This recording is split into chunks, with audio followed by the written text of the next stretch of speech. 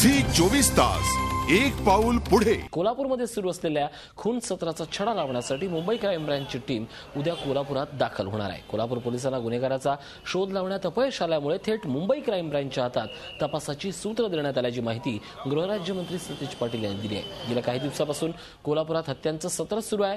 आज पुन्हा इथल्या रिलायन्स मॉल जवळ एका महिलेचा मृतदेह आढळला। दगडानं ठेचून तिची हत्या करण्यात आली। गेल्या 3 महिन्यातली अशा प्रकारची 10वी घटना आहे।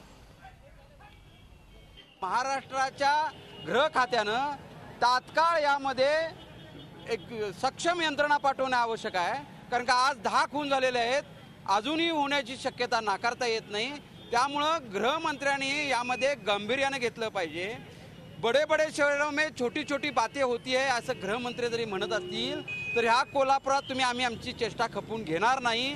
तुम्हाला ह्याचा तपास करावाच लागेल। जोपर्यंत तुम्ही तपास करत नाही तोपर्यंत आम्ही संघटनेच्या वतीनं याचा पाठपुरावा करतच राहणार। सिरियल किलर असेल की काय अजून कुठला प्रकार असेल, आता डेड बॉडी पोस्टमॉर्टमसाठी पाठवण्यात आलेली आहे। अधिक तपास करत आहोत। सर्व एजन्सी कामाला लागलेली आहे, सर्व पोलीसवाले कामाला लागलेले आहेत, सर्व जिल्हा कामाला लागलेला आहे। झी 24 तास एक पाऊल पुढे।